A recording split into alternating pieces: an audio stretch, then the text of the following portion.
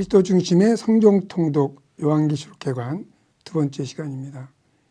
다니엘서 8장과 12장에서 세계인이 떼어지는 시점, 바로 종말인 것입니다. 그리고 그때 하나님 나라가 온다는 것이죠. 근데 그 시점이 바로 어린 양 예수 그리스도의 십자가 사건으로 성취가 됐다는 거죠. 이 말은 뭐냐면 적어도 요한계시록에서 종말의 의미를 규명하고 있는데, 그게 뭐냐면 예수님의 십자가 사건이 다니엘서에서 약속한 종말의 성취다, 또 하나님 나라 도래의 성취다라고 말할 수가 있습니다. 구약에서부터 이 종말이 오면 두 가지 사건이 일어납니다. 종말적인 구원과 종말적인 심판이 되겠습니다. 자, 그래서 5장에서 책임을 뗀 결과로 종말이 왔고, 그 책임을 떼기 합당하신 분이 어린 양이신데 6장부터 그 어린 양께서 책임을 떼기 시작하는 거죠. 그러면서 인심판이 소개가 되는 것입니다. 종말이 오면 말씀드린 대로 종말적인 구원과 종말적인 심판이 발생하게 되는데, 6장부터 시작되는 이 인심판은 그런 종말이 왔다는 것에 대한 그런 표시, 증거로서 인심판이 소개되어 있는 것입니다. 그렇다면 이 인심판의 시작은 언제가 되겠습니까? 바로 예수님의 십자가 사건이 되겠죠. 좀 더 포괄적으로 말씀드리면 예수님의 초림이 바로 이 종말의 시작이 된다는 것입니다. 그러므로 이 어린 양께서 책임을 떼시는 그 장면과 이 발생하는 이 인심판은 예수님의 초림으로 말미암아 시작된 종말의 결과인 것입니다. 그렇다면 적어도 요한계시록에서 말하는 인심판은 초림부터 재림까지 이어지는 이 기간 동안 이 시대적인 특징을 심판으로 또 규정하고 있는 것입니다. 자, 근데 이 인심판은 또 9장부터 11장의 나팔심판, 그리고 15, 16장의 대저심판, 세 번 반복이 돼요. 그러면 이 인심판과 나팔심판과 대저심판의 관계는 뭐냐? 시간적으로 이어지는 관계가 아니라 초림부터 재림까지 이 기간을 심판이라고 하는 특징으로 규정하고, 일단 이 심판은 그런 의미라는 것이 분명하죠. 왜냐하면 예수님의 십자가의 사건으로 책임을 떼기 합당한 분으로 소개가 되고, 그분이 책임을 떼는 장면에서 이제 심판이 발생하는 거니까. 그러면 이제 나팔과 대저 심판은 그러면 이 초림부터 재림까지의 이 기간 동안 이어지는 이 심판과 어떤 관계냐? 반복되는 관계입니다. 그러니까 인심판, 초림부터 재림까지의 기간을 심판이라고 규정하는 이 인심판을 조금 표현을 달리해서, 그러나 동일하게 초림부터 재림까지의 기간을 심판이라고 하는 그런 의미에 있어서는 동일하게 나팔이나 대접 이 심판이 그런 동일한 의미를 갖고 있어요. 자, 그래서 이 인과 나팔과 대접 심판은 시간적으로 이어지는 관계가 아니라 초림부터 재림까지의 기간을 심판이라고 규정하는 이 심판을 반복해서, 또 이 반복은 또 강조의 의미가 있습니다. 그래서 초림부터 재림까지의 기간이 심판이라는 것을 강조해서 이 나팔과 대접 심판이 이렇게 기록이 되고 있다라고 하는 것입니다. 그렇다면 지금 우리가 살고 있는 이 시대는 요한계시록의 말씀에 근거해서 보면 바로 심판의 시대라고 하는 것이죠. 그러면 초림부터 재림까지가 심판의 어떤 시대로서의 특징만 갖느냐? 그렇지 않습니다. 거기에다가 구원의 시대이기도 합니다. 그래서 이 심판 시리즈 가운데 특별히 인과 나팔의 경우에는 6번째와 7번째 사이에 교회에 대한 상징적 이미지를 통해서 구원의 의미를 포함시키고 있어요. 그래서 6장부터 16장까지 인심판, 나팔심판, 대저심판 세계의 심판 시리즈를 통해서 다양한 방식으로 초림부터 재림까지가 심판의 시대라는 것을 강조해서 보여줄 뿐만 아니라 여기에 덧붙여서 동시에 구원의 시대라는 것을 말해주고 있습니다. 그렇다면 이걸 우리에게 한번 적용해 보죠. 오늘날 우리가 살고 있는 이 시대는 심판의 시대이면서 동시에 구원의 시대입니다. 이 세상에 존재하는 모든 인간은 이 두 범주 안에 다 들어가 있어요. 심판에 속해 있느냐 아니면 구원에 속해 있느냐. 자, 그러면 요한이 왜 인과 납해가 대저 심판을 시리즈를 통해서 이 시대를 심판의 시대로 규정하고 또 동시에 구원의 시대로 규정하고 있느냐. 이것은 이제 요한이 이 요한계시록을 기록한 시대적 배경과 밀접한 관계가 있습니다. 여러 가지로 얘기할 수가 있지만 이 시간에 제가 좀 강조해서 말씀드리고 싶은 것은 요한의 시대에 로마 제국이 세계를 지배했던 시대였습니다. 그리스도인들은 굉장히 미약한 존재이었죠. 자, 그런 가운데 요한이 강조하고 싶었던 건 뭐냐면 아무리 강력해 보이고 아무리 화려해 보이고 그리고 그 권세와 권력이 영원할 것 같아 보이는 바벨론 그 로마 제국과 로마 제국의 황제라 하더라도 그들은 하나님의 심판 아래 있다라는 것을 강조해서 말해주고 싶었던 것입니다. 반면에 소수에 불과한 그리스도인이지만 그들은 하나님의 백성으로서 하나님의 구원 안에 있다라는 것이죠. 자, 그러므로 로마 제국의 핍박 가운데 굴복하지 말고 그리스도인으로서 당당하게 살아갈 것을 권면하고 있는 것이죠. 자, 그런 의도에서 이 심판이 강조되고 있다. 자, 그 다음에 우리가 또 살펴볼 내용은 결론이 되겠습니다. 17장부터 22장이 되겠습니다.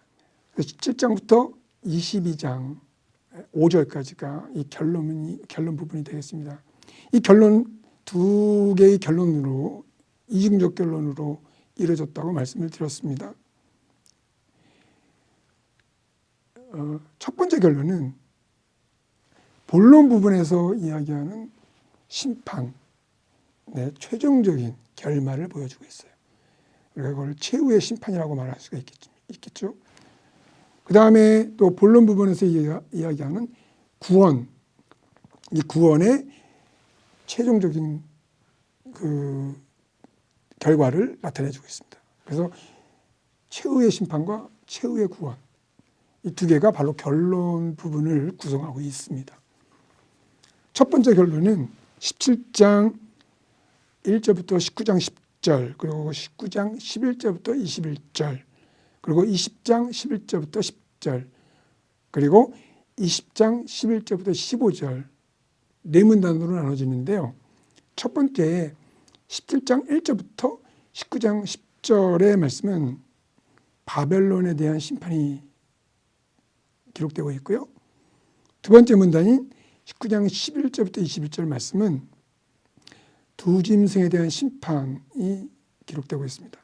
그리고 20장 1절부터 10절 말씀은 용에 대한 심판, 그리고 20장 11절부터 12절 말씀은 용을 추종했던 자들에 대한 심판을 소개하고 있습니다. 자, 여기서 바벨론, 그리고 두 짐승, 그리고 용, 이것은 상징적 이미지라고 할 수가 있는데요. 바벨론은 로마 제국에 대한 상징이라고 할 수가 있습니다. 그리고 두 짐승은 로마 제국의 황제와 그리고 황제 숭배를 촉진시키는 제사장, 그 다음에 용은 사탄을 상징합니다. 사탄. 12장 9절 말씀에 보면 용을 사탄이라고 그렇게 해석을 해줍니다.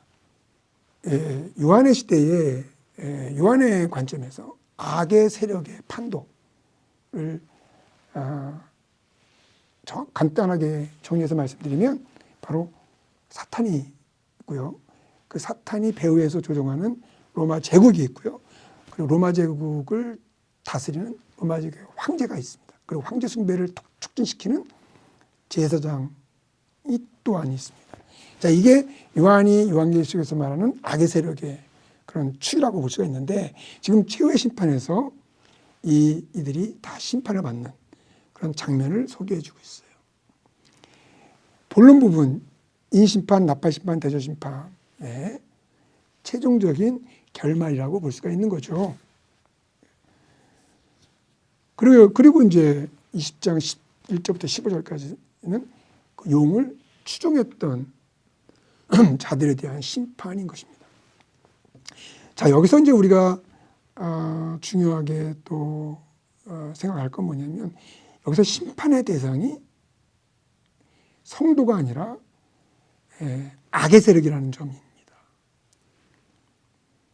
인과 나팔과 대저심판도 마찬가지예요. 이 심판의 대상은 성도나 교회가 아니라 바로 악의 세력이라는 것입니다. 불신자들을 향한 것이라는 것이죠. 물론 2장과 3장에 보면 이기는 자들에게는 하나님의 구원의 상을 주지만, 이기는 자라는 것은 지는 자가 있을 수 있다는 뜻이잖아요. 여기서 이제 이기고 진다는 말의 그 기준이 뭐냐면, 황제 숭배를 거부하느냐, 아니면 황제 숭배 앞에 굴복하느냐의 문제라고 할 수가 있습니다. 황제 숭배를 거부하고 신앙의 순결을 지키는 자들은 구원의 상을 주시지만, 황제 숭배 굴복하는 자들은 영원한 심판을 받는다. 그런 의미에서는 성도들에게도 심판의 여지가 있습니다. 그러나 기본적으로 인과 나팔과 대접, 그리고 최후의 심판에서 소개되는 이 심판은 성도를 향한 심판의 의미라기보다는 이 용을 추종했던 황제 숭배 앞에 굴복했던 자들, 또 황제 숭배를 하라고 부추기는 자들에 대한 심판이라고 할 수가 있는 것이죠. 자, 여기까지가 이제 이 결론의 첫 번째 부분이 되겠고요.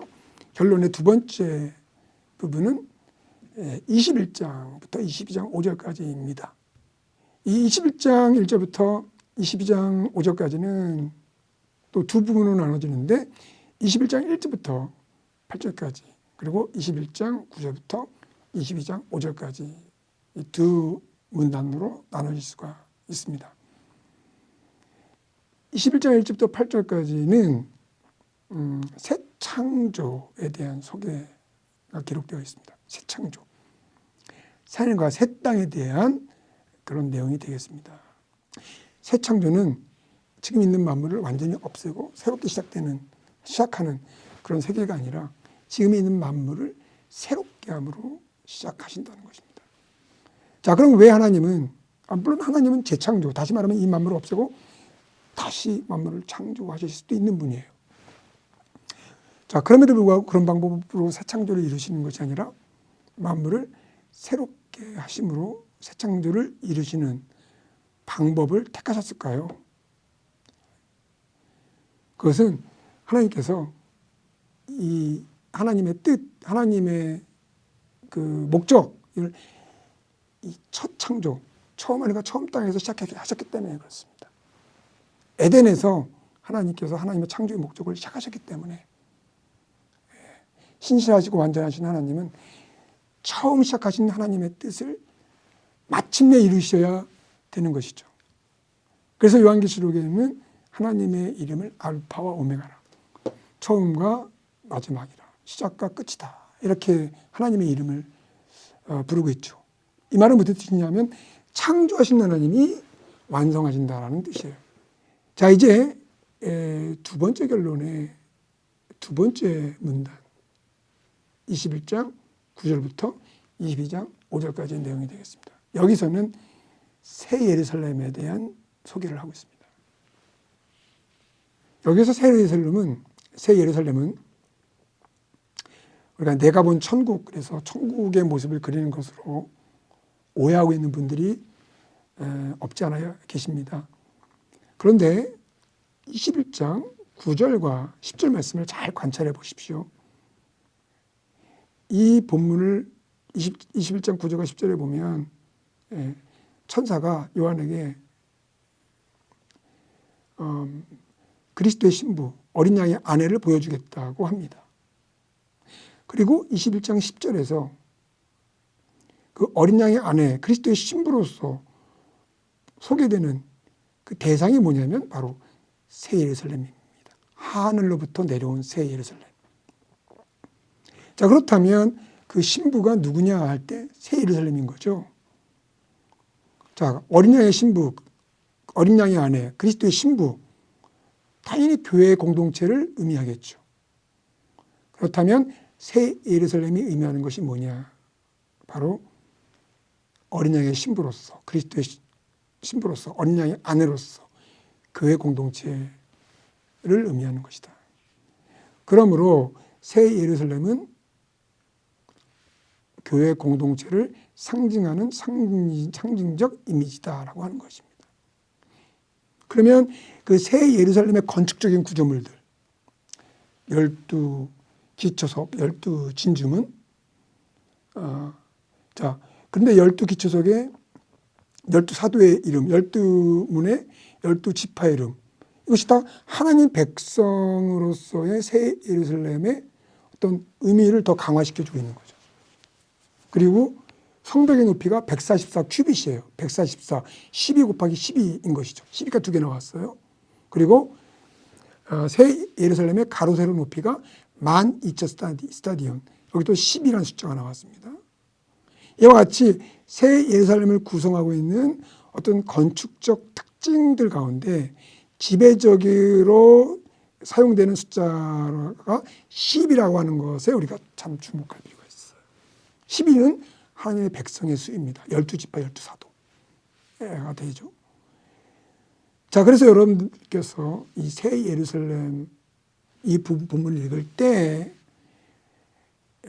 이것을 문자 그대로 읽으려고 하지 마시고 하나님의 백성으로서 교회 공동체를 상징하는, 그러니까 최종적인 구원을 소개해 주는데 교회 공동체의 그런 영광스러운 모습, 교회 공동체의 그런 승리한 모습, 신부로서 그런 모습을 예루살렘이라고 하는 건축적 구조물을 통해서 어떻게 상징적으로 표현하고 있느냐, 이 부분에 주목해서 있는 것이 굉장히 중요하다라는 것입니다. 자, 그리고 이제 22장 6절부터 21절까지는 요한계시록의 마무리로서 에필로그, 1장 1절부터 8절이 프롤로그였다면 22장 6절부터 21절까지는 에필로그가 되겠습니다. 이 에필로그에서 마무리되는 부분이 바로